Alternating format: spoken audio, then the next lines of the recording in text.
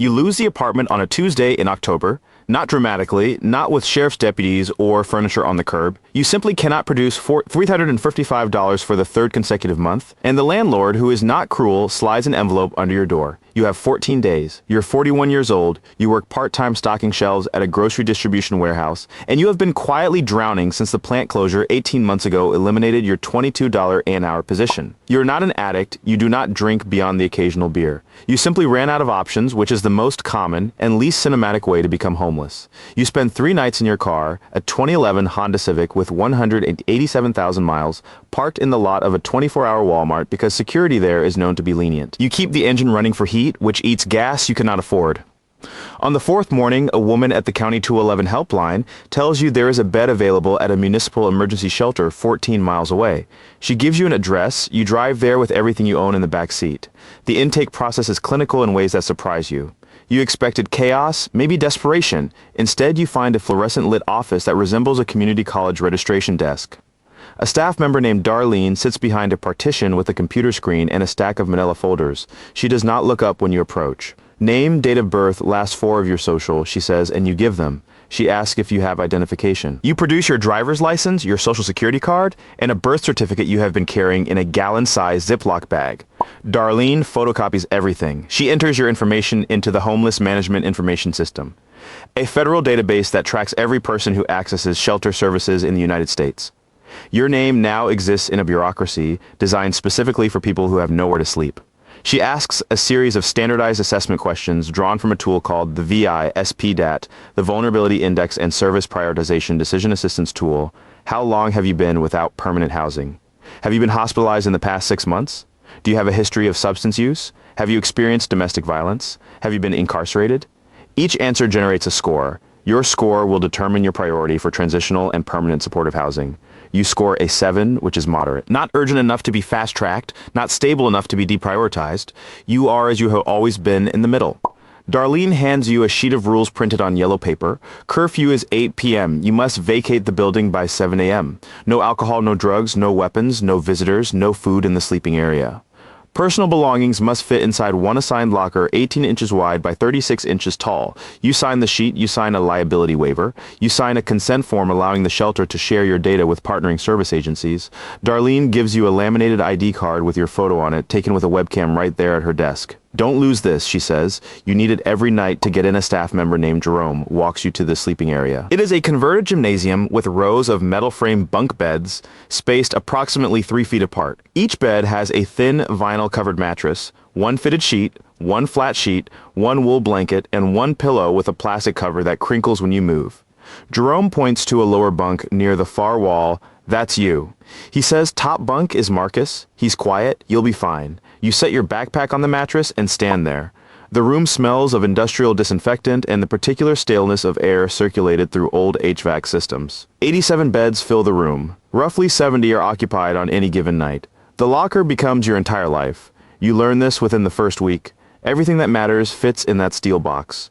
Your documents in the Ziploc bag, a phone charger, a change of clothes, deodorant, a toothbrush, a razor, a photograph of your daughter who is 16 and lives with her mother in another state. You keep your car key on a lanyard around your neck at all times, even while sleeping. Theft is common, not because people here are criminals, but because desperation collapses the distinction between what is yours and what is needed. The daily rhythm establishes itself with punishing regularity. You wake at 6:15 to fluorescent lights snapping on, you dress, make your bed, and eat breakfast in the cafeteria, a room adjacent to the gym. Breakfast is served from 6:15 to 6:45. It is usually instant oatmeal, white bread toast, a piece of fruit, and coffee from an industrial percolator so large it takes 2 people to lift. By 7 agreg, you must be outside. This is the rule that defines shelter life more than any other. You must leave and you have nowhere to go. This is the specific exhaustion no one talks about. The shelterless hours between 7 in the morning and 8 at night are a desert of time. You cannot sit in a restaurant without buying something. You cannot loiter in a store without attracting suspicion. Public libraries become your cathedral. You learn that every major shelter city has a library branch that opens at 9 or 10 a.m., and you learn to be there when the doors unlock. You sit in a chair near the periodicals and you read newspapers cover to cover. You charge your phone at the outlet near the children's section. You use the library computers to check job listings on state workforce websites. Each session is limited to 60 minutes, and you sign up for multiple sessions per day. Around you, a dozen other people from the shelter do the same thing. Nobody speaks about it. There is an unwritten code that you do not acknowledge each other's circumstances in public spaces. By your third week, you understand the social hierarchy of the shelter. It is not based on toughness or intimidation.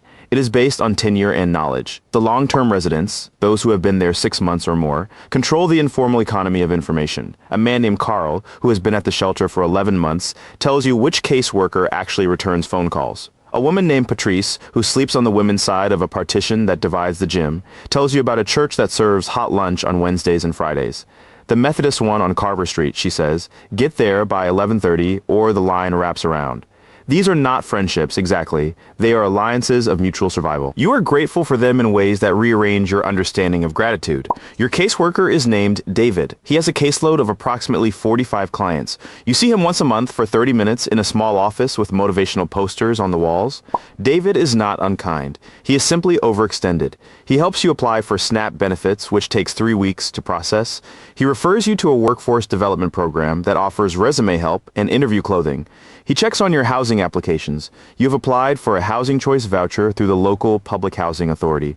The wait list is approximately 22 months long. David tells you this calmly, like reporting the weather. By December, the cold has changed everything. Your car, which you have been using during the day as a private space, becomes an icebox. You idle the engine to run the heater and spend $4 on gas each time. The shelter gets more crowded as cold weather overflow protocols activate. Extra cots appear in the hallways. The noise at night intensifies. A man 2 bunks down cries in his sleep softly every night, and nobody mentions it in the morning. By February, something breaks inside you, not visibly. You function, you apply for jobs, you attend your appointments, but a numbness takes root. You realize one evening, standing in the dinner line holding a tray while a volunteer scoops mashed potatoes, that you have become exactly what you feared. You are an institution person now. The shelter is your address. The routine is your identity. You had fled your old life because it was collapsing, but you carried the collapse with you. You stand at the river that runs behind the industrial park near the shelter, watching the brown water move under a highway overpass.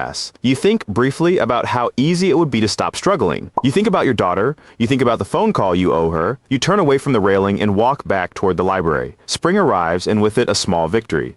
You get a full-time warehouse position, $16.50 an hour. Third shift, the schedule is brutal. You work from 10 p.m. to 6:30 a.m., which means you violate curfew. David helps you obtain a work schedule exemption, a documented agreement that allows you to bypass the 8 p.m. check-in. You sleep during the day on your bunk while the gym is mostly empty.